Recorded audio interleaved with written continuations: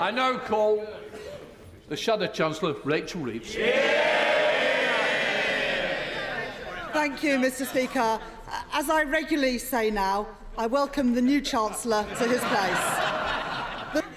Now, it is good to finally see the Prime Minister in her place, and not, as the Leader of the House had to assure us earlier, under a desk.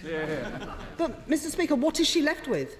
No authority, no credibility, no plan for growth, and it is clear to see the people who caused the chaos cannot be the people to fix the chaos. They are out of ideas, out of touch and out of time.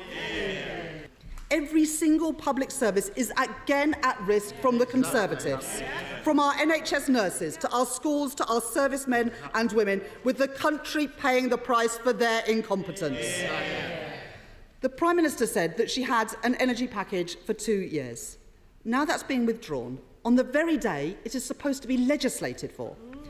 The Prime Minister insisted that her Conservative mini-budget would lead the country to the promised land. Instead, it has led to the highest mortgages in 15 years and emergency interventions by the Bank of England to protect pensions. So she has turned to a new Chancellor, who finished 8th out of 8 in the Tory leadership contest, winning just 18 votes from MPs. The Tories have run out of credibility, and now they are running out of chancellors. Now, the Chancellor has said that growth requires confidence and stability. I agree. But where does he think the lack of confidence and the lack of stability has come from? It didn't come from the sky, Mr. Speaker. It came from the mini-budget 3 weeks ago. And what a contrast that cuts to benefits are still on the table, but the one thing the Chancellor couldn't bring himself to reverse today was lifting the cap on bankers' bonuses. Why is this the last policy standing in this disastrous mini-budget? There is lasting damage, which these policy U-turns won't change. They've set fire to everything. Now they insist it is all fine. The truth is, Mr. Speaker, an arsonist is still an arsonist, even if he runs back into a burning building with a bucket of water. Because they can't be trusted. The Tories are clinging on for themselves regardless of the cost to the country. Trickle-down economics will always fail. What drives forward our economy are the talents and efforts of millions of working people and thousands of ordinary businesses.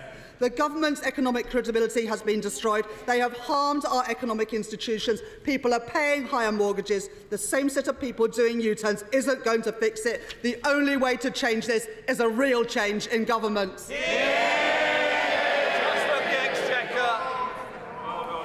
Let me remind her that the UK's unemployment rate is the lowest since 1974. That's below France, Italy, Canada, Belgium, Sweden, Spain and the Netherlands, and massively lower than 2010. Let me remind her that since 2010, our growth rate has been the 3rd highest in the G7. She may not want to hear this, but these are the economic facts. Our growth rate since this party came into power has been higher than Germany, France, Italy and Japan, and faster than any G7 country this year. Because of the global financial crisis which happened on her party's watch, the NHS went through one of its most difficult periods ever, and this party protected the NHS budget.